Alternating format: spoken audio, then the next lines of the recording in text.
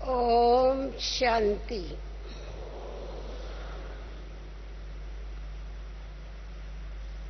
बाबा के प्यारे घर में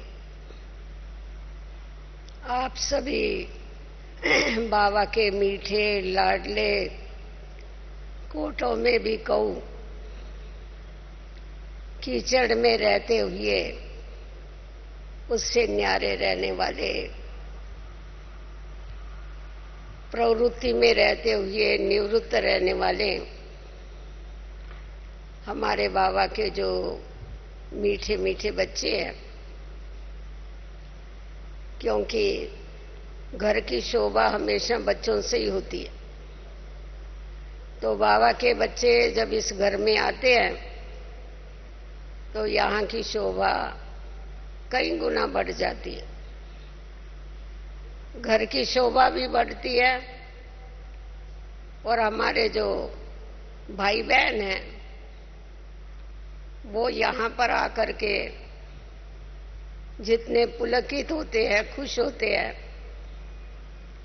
उस खुशी का तो कोई वर्णन नहीं कर सकते या माप नहीं कर सकते। आप सभी को खुशी है ना? हाथ ऊपर करो जिनको खुशी है। ये देखो, आप लोगों को खुशी में थकावट भी फील नहीं होती है। कोई तो बहुत करके सब आज ही आए हुए हैं ना, तो थकावट भी फील नहीं होती। क्योंकि बाबा क्या कहते हैं? खुशी जैसी खुराक नहीं। तो बाबा हम बच्चों को रोज अमृत वेले सवेरे सवेरे खुशी की खुराक खिलाते। क्योंकि बाबा कहते हैं कि मेरे मीठे बच्चे अनेक जन्मों से भटक भटक करके बहुत थक गए। थकने से क्या होता है? कमजोरी आ जाती है ना। तो इसीलिए कमजोर हो गए, तन भी तमो प्रधान हो गए तो आत्मा भी तमो प्रधान हो गई। तो ऐसे समय पर बाबा हम बच्चों को रोज मार्जुन खिलाते हैं, शक्ति दिलाने के लिए ज्ञान अमृत पिलाते हैं, ठंडस लाने के लिए। तो जब बाबा हम बच्चों की इतनी परवरिश करता है तो हम बच्चों के दिल से क्या निकलता है कि बाबा ही हमारा संसार है। संसार में क्या होता है? संसार में संबंध होते हैं और प्राप्तियां होती हैं। कभी कभी हमारे से कोई पूछते हैं, क्या आपने घर बार छोड़ दिया क्या? क्योंकि बाबा ने बच्चों को ड्रेस ही ऐसी दिया है जिस ड्रेस को देखने के बाद किसी को भी ये प्रश्न उठता है कि इन्होंने घर बार छोड़ दिया। शुरू की आपको एक हंसी की बात सुनावे। अभी तो आप इतनी बड़ी संख्या में यहाँ पर आते हो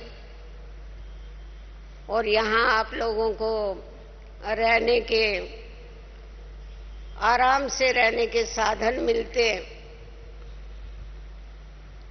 सब कुछ मिलता है। परंतु शुरू में जब ये हम आए तो उस समय हम थोड़े ही थे, साधन भी थोड़े थे, क्योंकि हम बच्चे भी तो थोड़े थे ना। तो हम जब मधुबन में आते थे तो उस समय हम स्नान करने के लिए प्लास्टिक की बाल्टी भी ले आते थे, मग भी ले आते थे, सोने के लिए बिस्तरा भी ले आते थे, खाने के लिए थाली भी ले आते थे, कटोरी भी ले आते थे, गिलास भी ले आते थे, सारा सेट लेके आते थे। तो जब इस स्टेशन पर लोग हमको देखते थे तो बोलते थे ये ब्रह्मा कुमारी बिचारियों को घर नहीं है ना, तो इसीलिए सारा सामान लेके साथ में घूमती है। तो उनको ऐसा लगता था कि ये देखो कैसा घर बार छोड़ा हुआ है इन्होंने। तो हमको मालूम था कि हम क्यों लेके जाते हैं। तो जब भी कोई पूछता है कि आपने घर बार छोड़ा है तो हम कहते हैं आपको तो एक घर है, पर हम बाबा के बच्चों को कितने घर है? कितने घर है आपको? एक है? औरों को तो एक घर होता है, किसी को 2 घर हो गए, परंतु हमको तो 8,500 घर है। तो बताओ कितनी नशे की बात है। आपको है इतने घर? आपको है या नहीं है? आप समझते हैं आपके घर हैं?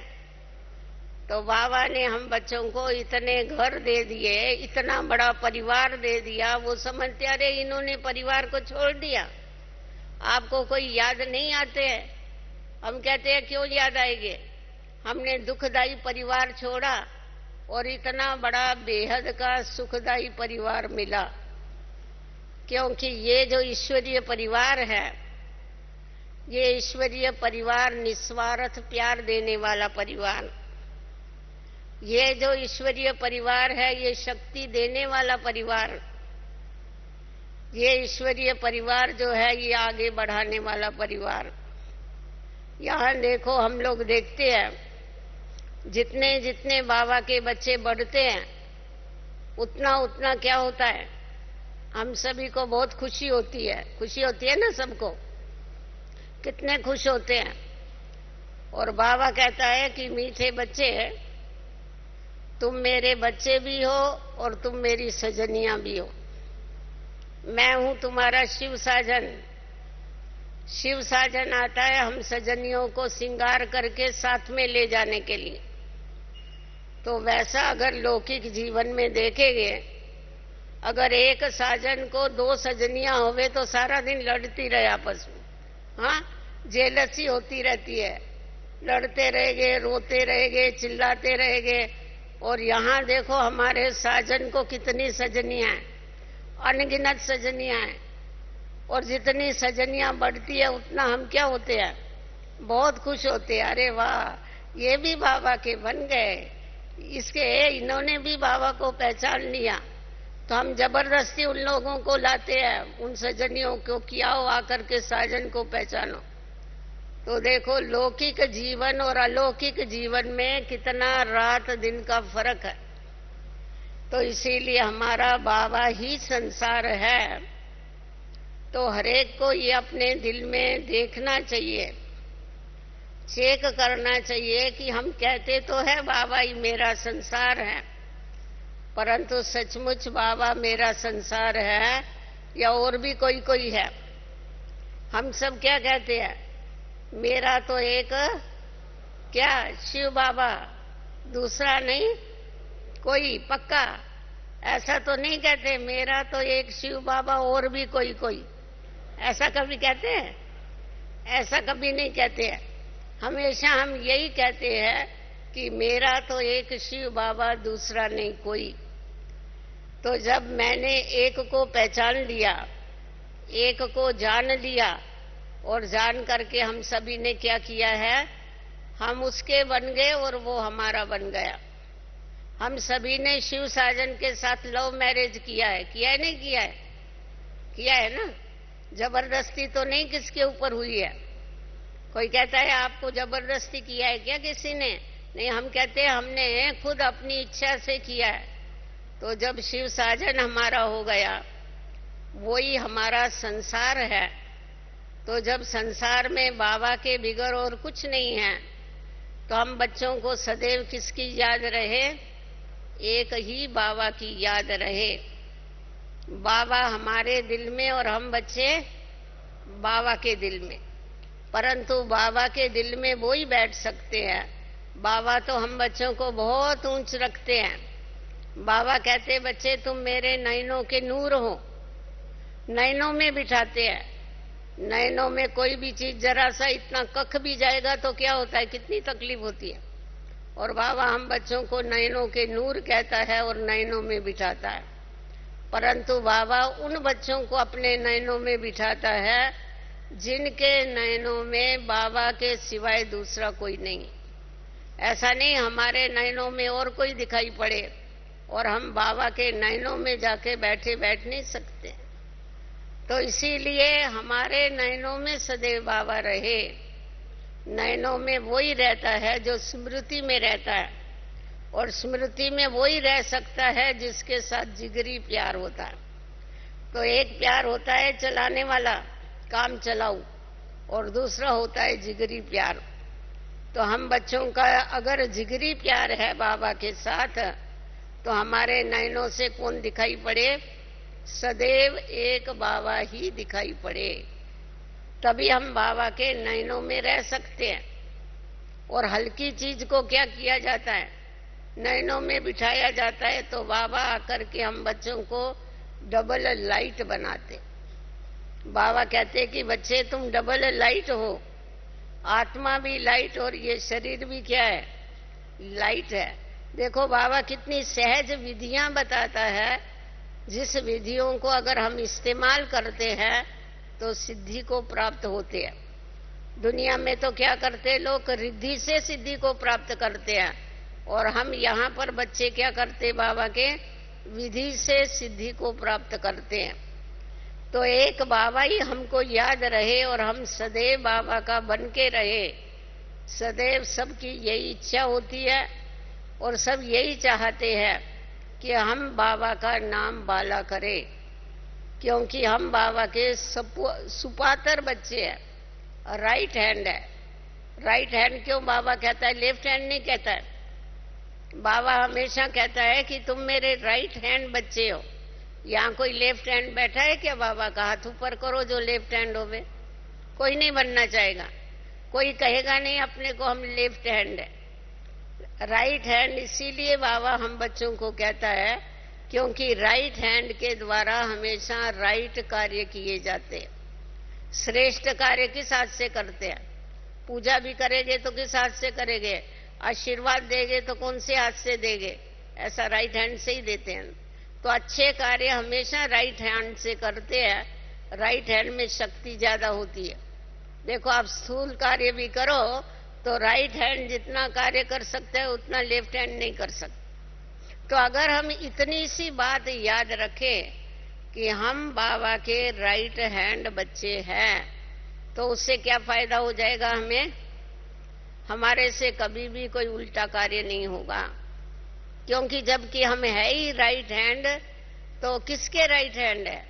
बाप के राइट हैंड। और वैसा भी आप देखेंगे तो हमेशा कोई भी चीज दी जाती है तो किसके द्वारा दी जाती है? कोई भी चीज देंगे आप किसी को तो कैसा करेंगे? राइट हैंड से देंगे ना। लेने वाला भी आपसे राइट हैंड से लेगा, आप भी राइट हैंड से देंगे। परंतु आप ऐसा थोड़े ही कहेंगे, मैंने समझो किसी को रुमाल दिया, तो आप ऐसा थोड़े ही कहेंगे कि फलाने हाथ ने मेरे को रुमाल दिया। हाथ ने नहीं रुमाल दिया, नाम किसका आएगा? व्यक्ति का आएगा। व्यक्ति ने दिया, फलाने व्यक्ति ने दिया। तो उसी प्रकार हम बाबा के राइट हैंड हैं। तो बाबा जो सारी दुनिया को शक्तियां, सर्वगुण, वर्षा जो देना चाहता है वो किसके द्वारा देगा? हम राइट हैंड के द्वारा ही तो देगा। तो हम सिर्फ बाबा के राइट हैंड होने के कारण एक क्या हो गए? माध्यम हो गए देने के लिए। परंतु देने वाला कौन हो गया? दाता स्वयं बाबा है। तो अगर हमारे द्वारा, हम बच्चों के द्वारा किसी को भी हम ज्ञान देते हैं, किसी को भी गुणों का दान देते हैं, किसी को भी बैठ करके अनुभव सुनाते, अनुभवी बनाते हैं, तो वो किसने दिया? हमने नहीं दिया, परंतु हमारे द्वारा कौन देता है? बाबा देता है। कभी कभी बच्चे क्या समझते हैं कि हमने ऐसा किया, परंतु बाबा कहता है कि मैं देता हूं क्योंकि मैं करन करावनहार हूं।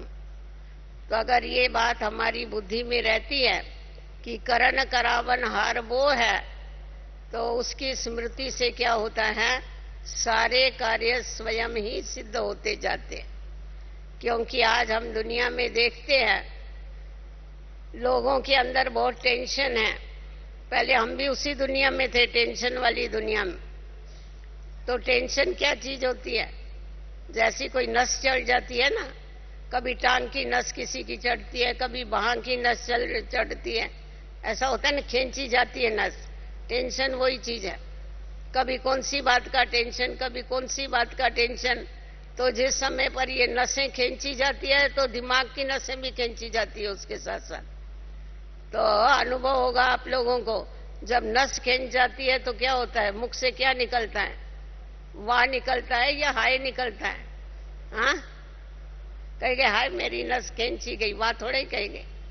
परंतु पहले हम लोग भी सारा दिन क्या करते थे, हाय हाय करते थे, हाय हाय करते थे ना।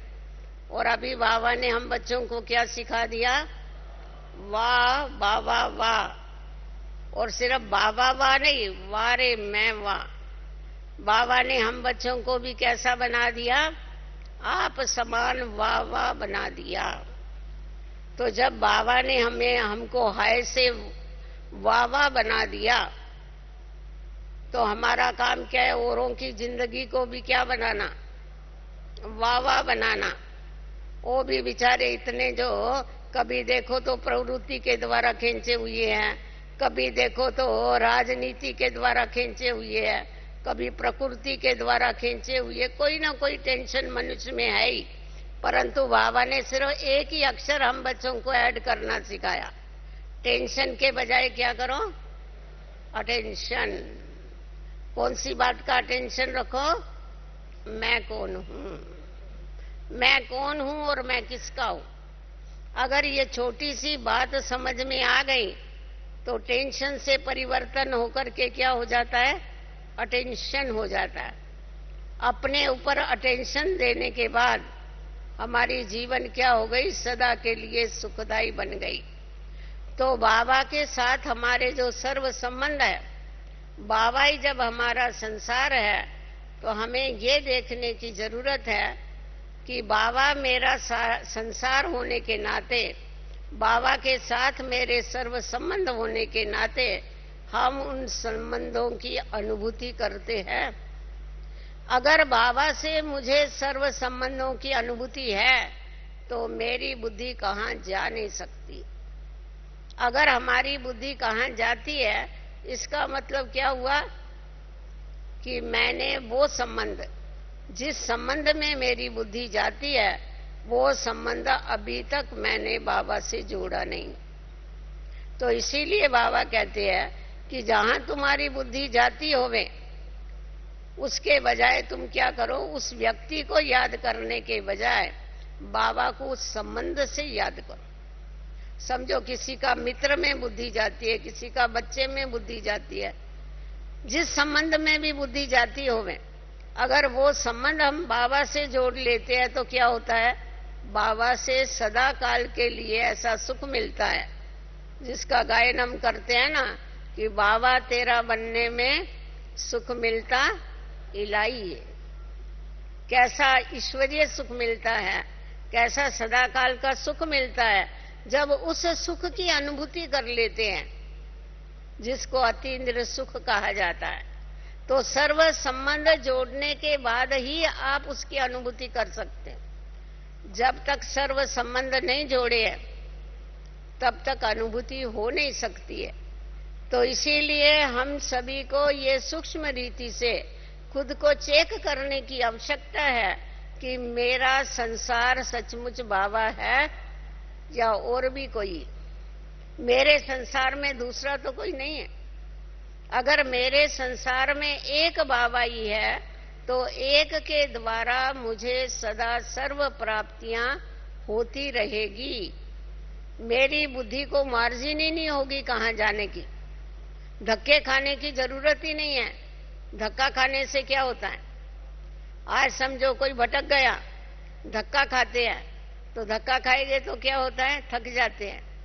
थक जाएंगे तो फिर क्या करेंगे, अरे मैं तो बहुत थक गया। हाँ, दुखी होते हैं ना, धक्का खाने से दुख होता है। धक्का खाने से कभी खुशी होती है, कभी खुशी नहीं होती। तो बाबा कहता है देखो मैंने आके तुम बच्चों को भक्ति के धक्कों से छुड़ाया, परंतु अभी तुम ये चेक करो कि हमारी बुद्धि जो है वो धक्कों से छूटी है। भक्ति के धक्के कभी गुरुद्वारा चले गए, कभी मंदिर चले गए, कभी बद्रीनाथ चले गए, कभी केदारनाथ चले गए। अभी भी हमारी बूढ़ी बूढ़ी माताएं तो कोई जाती होगी जरूर। कौन कौन जाता है? हाथ ऊपर करो मंदिर में। एक जाते हैं, एक ही जाते हैं? नहीं, वो और भी है। किसके लिए जाते हैं आप लोग? ज्ञान सुनाने के लिए जाते हो, मत्था टेकने के लिए जाते हो? माताएं बताओ तो क्या करने जाते हैं? हाँ, ज्ञान सुनाने जाते हैं, मत्था टेकने के लिए जाते हैं। बाबा कहते तुम मंदिर में जाओ, परंतु मंदिर में जाके क्या करो? औरों को बाप का परिचय दो। लक्ष्मी नारायण के मंदिर में जाओ तो वहां जाके उनकी जीवन कहानी सुनाओ। पहले हम जाते थे मत्था टेकने के लिए, वो तो हमने करके देख लिया ना सभी ने। कब से द्वापर से लेके रखा पैसा, टेका मत्था, और कुछ नहीं किया, और तो कुछ किया ही नहीं हमने। तो बाबा कहते, साकार बाबा कहते थे बच्चे तो मत्था टेक टेक के तुम्हारी ये टिप्पर घिस गई। इसको टिप्पर कहते हैं, ये घिस गई है तुम्हारी। तो सचमुच हमारी टिप्पर घिस गई। अभी बाबा ने हम बच्चों को मत्था टेकने से छुड़ा दिया, परंतु अभी हमें ये देखना है कि हमारी बुद्धि सब तरफ से हट करके एक तरफ लग गई है, या अभी तक कहाँ न कहाँ हमारी बुद्धि अटकी पड़ी है। बाबा हमेशा उसको क्या कहते हैं? देखो तुमने लंगर उठाया है, सिर्फ वहीं नाव को हिलाते रहेगे, क्या होने वाला है? अगर तुम्हारा बुद्धि रूपी लंगर उठ गया है पुरानी दुनिया से, देहधारियों से तुम्हारा बुद्धि रूपी लंगर उठ गया है, तो तुम्हारी नाव एकदम फास्ट चलेगी। और अभी बाबा क्या चाहते हैं हम बच्चों से? कौन से पुरुषार्थी बनो? ढीले पुरुषार्थी, तीव्र पुरुषार्थी। बाबा कहता कि बच्चे चलने का भी समय चला गया, और अभी क्या दौड़ने का समय भी चला गया, अभी उड़ने का समय। पहले कहते थे चढ़ती कला तेरे भाने सर्व का भला, पर वास्तव में देखा जावे तो उड़ती कला तेरे भाने सर्व का भला। जब तक हम उड़ती कला में नहीं जाते हैं तब तक सबका भला नहीं कर सकते, क्योंकि उड़ेगे तभी तो सबका भला करेंगे ना। आज देखो हम देखते हैं हमारे मम्मा बाबा, उन्होंने उड़ करके कितनी ऊंची स्टेज को प्राप्त किया। और आप खुद भी देखेंगे तो जब इस साकार बाबा थे उस समय कितने थोड़े बच्चे थे। अभी जो इतने बच्चे बढ़ गए, इसका कारण क्या है? इसका कारण बाबा मम्मा की उड़ती कला। हमेशा ब्रह्मा की दो वंशावली गाई जाती है, एक है ब्रह्मा की मुख वंशावली और दूसरी है ब्रह्मा की संकल्पों की वंशावली। तो आप देखो स्पीड किसकी ज्यादा तेज होती है? बोल की स्पीड इतनी तेज नहीं होती है, संकल्पों की स्पीड तेज होती। तो शास्त्रों में भी बताते हैं कि ब्रह्मा को संकल्प उठा कि मैं जाके सृष्टि रचूं, तो उसने सृष्टि रच दी। तो अभी हम देखते हैं बाबा के संकल्प से इतने ढेर के ढेर बच्चे बढ़ते हैं, दौड़ते आ रहे हैं। बाबा उनको बुला रहा है, आओ बच्चे, आओ बच्चे, आओ बच्चे। तो जो भी सोए पड़े हैं वो क्या करते हैं? पहले ढूंढ ढूंढ के उनको लाते थे। अभी हम खुद भी देखते हैं, हर एक सेवा केंद्र के ऊपर किसी को बुलाना नहीं पड़ता है, वो खुद भाग भाग के आते और खुद चाहते हैं। अभी समय ऐसा चल रहा है, जो नाजुक समय चल रहा है, तो हर एक क्या समझते हैं?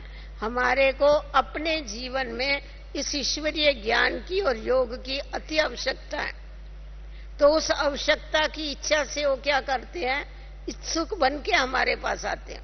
सिर्फ सेवा केंद्र पर आते हैं ऐसा नहीं, आपसे भी जो मिलते होंगे तो जरूर ये जानना चाहते होंगे कि आप अपनी जीवन को ऐसा कैसे बना सकते हैं, इतना श्रेष्ठ और ऊंचा कैसे बना सकते। क्योंकि जिसके लिए सन्यासियों ने भी इम्पॉसिबल कहा, तभी तो बेचारे घर बार छोड़ के भागे, कहे ये हो ही नहीं सकता है, स्त्री और पुरुष इकट्ठे रहे और पवित्र रहे, हो ही नहीं सकता।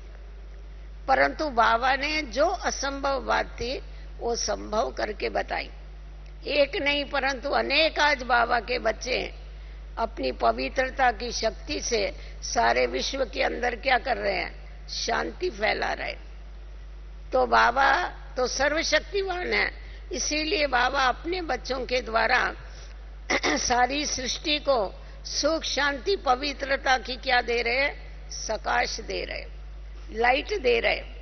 तो अगर हम ये सोच सकते हैं कि एक ब्रह्मा बाबा अगर इतनी सृष्टि रच सकते हैं तो हम भी ब्रह्मा बाबा के बच्चे हैं, तो हमारे भी संकल्प इतने श्रेष्ठ होने चाहिए, हमारे संकल्प इतने ऊंचे होने चाहिए जो हम क्या करें? नई सृष्टि को रचे, क्योंकि संकल्पों से सृष्टि रचते हैं।